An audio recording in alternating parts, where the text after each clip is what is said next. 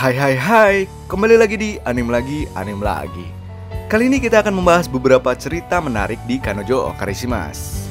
Cerita ini Mimin ambil dari manga chapter 83 hingga chapter 100 dulu ya. Dari beberapa cerita, di sini Mimin meringkas momen yang penting menurut Mimin, yaitu pada ulang tahun Kazuya. Ya, pada saat di momen ulang tahun Kazuya ini, memang banyak momen-momen yang seru dan beberapa hal yang baru ya, mulai dari Mizuhara, Ruka, dan Sumi. Udah itu aja. Hehe. Mami sama Tante Ridah mana? Tumben gak ikut nongol. Hehehe. Mungkin biar ceritanya gak terlalu ribet kali ya.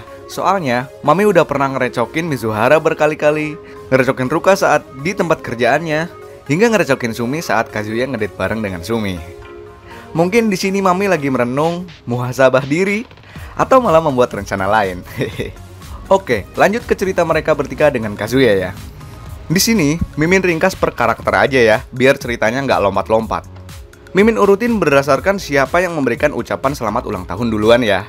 Ingat, yang duluan ngucapin selamat ulang tahun ya, kapanpun itu waktunya. Yang pertama, Mizuhara. Mizuhara di sini sebagai cewek yang pertama kali ngucapin selamat ulang tahun pada Kazuya. Eits, tapi bukan ngucapin dengan cara yang romantis ya. Kalian tahu sendirilah si Mizuhara ini. Jadi Mizuhara ngucapin selamat ulang tahun kepada Kazuya juga kayak bukan sesuatu yang emang direncanain sama dia.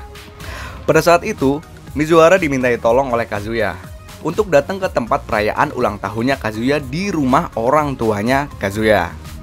Ya, siapa lagi yang nyuruh? Pasti kalian udah tahu lah ya. Yap, bener banget, Nenek Nagomi, neneknya Kazuya, yang nyuruh Mizuhara datang ke rumah untuk merayakan ulang tahun Kazuya dan ulang tahun Mizuhara secara bersamaan. Karena pada saat dulu Mizuhara ulang tahun, si nenek ini nggak tahu dan nggak merayakannya. Lalu kemudian Mizuhara bersedia datang ke acara tersebut setelah menjenguk nenek Sayuri, neneknya Mizuhara ya, di rumah sakit. Sekitar jam 6 sorean lah dia datang. Singkat cerita, saat perayaan ulang tahun, Mizuhara dihadiahi cincin dari nenek Nagomi. Wow, cincin ini sangatlah sakral dan yang akan diturunkan kepada penerus keluarga Kinoshita. Dari situ Kazuya terlihat sangat ketar-ketir nih. Astaga, kan dia cuma pacar sewaan aja ya. Jangan sampai kebohongan ini jadi lebih jauh lagi. Nah, pada saat nenek Nagomi akan menyerahkan cincin itu, tiba-tiba Kazuya tersentak untuk menolaknya dan ingin mengatakan sejujurnya kepada keluarga di saat itu juga. Jeng jeng jeng. Mimin akui tekad Kazuya sudah sangat bulat untuk mengatakan sesungguhnya sama keluarganya bahwa selama ini dia tuh telah membohongi keluarganya ya. Tapi pada saat mau diomongin, malah ada drama lain di situ. Kebetulan nih, handphonenya Mizuhara berdering. Ada telepon dari rumah sakit bahwa nenek Sayuri, neneknya Mizuhara ya, tidak sadarkan diri. Akhirnya tidak terungkap juga tuh kebenaran yang ada pada saat itu. Dan akhirnya Mizuhara dan Kazuya menjenguk nenek Sayuri ke rumah sakit. Dan syukurnya keadaan nenek Sayuri sudah membaik pada saat itu. Di sini Mizuhara menyadari bahwa nenek Sayuri sudah divonis dan tidak mempunyai umur panjang lagi. Dan Kazuya pun mulai terhentak lagi untuk menyampaikan yang sesungguhnya kepada nenek Sayuri, bahwa mereka sudah tidak pacaran lagi. Tapinya lagi, yang gak disangka-sangka, di situ Mizuhara menolak Kazuya untuk mengungkapkan kebenarannya. Jir, Mizuhara bikin baper parah, sial. Oke, di sini ada yang baper dengan Mizuhara. Oke, cerita Mizuhara sampai di sini dulu aja kali ya. Sekarang lanjut ke karakter yang kedua. Yang kedua adalah Ruka. Ya, Ruka adalah cewek kedua yang memberikan selamat ulang tahun kepada Kazuya. Sebenarnya sih kalau menurut aturan, Ruka lah yang jadi orang pertama yang memberikan selamat ulang tahun kepada Kazuya. Karena pada saat itu Ruka memberikan selamat ulang tahun pas di tengah malam, yang jatuh pada tanggal kelahirannya Kazuya. Romantis banget nih ya Ruka. Udah kayak pacaran beneran aja, walaupun dia pacar sementaranya Kazuya. Singkat cerita, dulunya Kazuya memberitahu pada Ruka kalau pada hari ulang tahunnya Ruka tidak boleh ikut merayakan ulang tahun di rumah orang tuanya Kazuya. Tapi di sini kebetulan Ruka mempunyai firasat buruk. Intuisinya bagus banget ya. Ya, Ruka mempunyai firasat buruk di sini kalau nanti Mizuhara bakal datang pada sore hari di ulang tahunnya Kazuya. Pada pagi harinya, Ruka mendatangi kos-kosan Kazuya. dan ingin ikut merayakan ulang tahun Kazuya bersama keluarganya di sana. Hehe.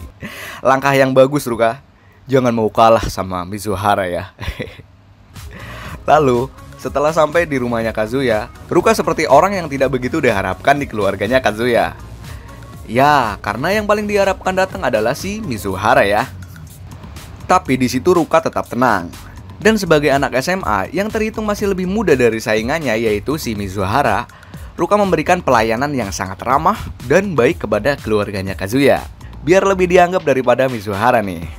Lalu di situ juga Ruka memberi hadiah buat keluarga dan juga memberi hadiah kepada Kazuya. Hadiahnya adalah dasi. Ini anak lumayan pinter juga ya dalam cari perhatian keluarganya Kazuya. Dan pada saat itu keluarga Kazuya pun mulai menyukai Ruka. Sampai-sampai Ruka bertukar kontak line dengan nenek Nagomi loh. Hebat nih Ruka, penetrasinya udah oke banget kan. Padahal momen Ruka sudah sangat bagus tuh, dan sudah sedekat itu dengan keluarga Kazuya, terutama dengan neneknya Kazuya. Malah Mizuhara datang dan membuatnya frustrasi lagi karena apa yang ditunggu-tunggu keluarga Kazuya, yaitu si putri cantik Mizuhara datang ke acara tersebut.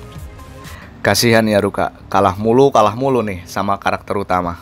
Lalu singkat cerita, Ruka pergi ke kamar mandi, dan Kazuya pun saat itu pergi ke kamar mandi juga untuk mencari dan menenangkan si Ruka. Ruka yang udah merasa tertekan dan semakin terlihat kekalahannya, dia pun mulai melakukan aksi yang nekat itu, yaitu mencium Kazuya secara paksa dengan menarik dasi hadiah yang dia pakai. Hehehe. Berarti di sini si Kazuya kampret udah dicium 3 kali sama cewek super ya. Yang pertama sama Mami waktu di pantai, yang kedua sama Mizuhara saat membuat nafas buatan. Ini dianggap ciuman nggak ya? Lalu yang ketiga sama Ruka di rumahnya Kazuya. Oke, lanjut keesokan harinya. Kazuya udah punya rencana kencan dengan si Ruka. Di situ dia merasa tidak enak hati sama si Ruka.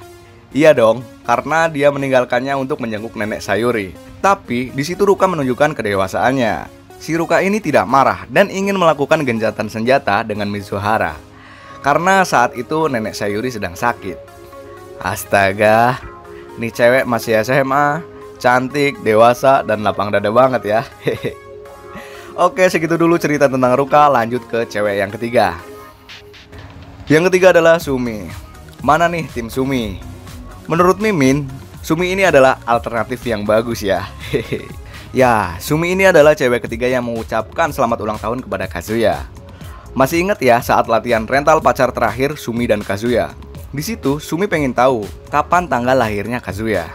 Nah, selama ini ternyata si Sumi sudah merencanakan untuk hari pemberian hadiah ulang tahun kepada Kazuya. Hehe. Singkat cerita, Sumi bilang ke Mizuhara biar dia disewain lagi sama si Kazuya. Udah mulai modus nih si Sumi. Mulai bergerak dan dia juga memantau medan perangnya dan membuat strategi perang yang lebih menantang. Hehe. Seperti biasa, saat kencan, si Sumi ini masih malu-malu dan tidak mengungkapkan kata-katanya. Tapi sekarang dia lebih atraktif dengan gerakannya. Sumi sudah merencanakan untuk kencan dengan Kazuya secara rinci, mulai dari melihat penguin, naik komedi putar, ke akuarium, lalu nonton pertunjukan lumba-lumba. Nah, momen yang sangat menarik nih di sini. Setelah menonton pertunjukan lumba-lumba, kebetulan mereka basah kuyup karena terkena cipratan air dari lumba-lumba itu ya.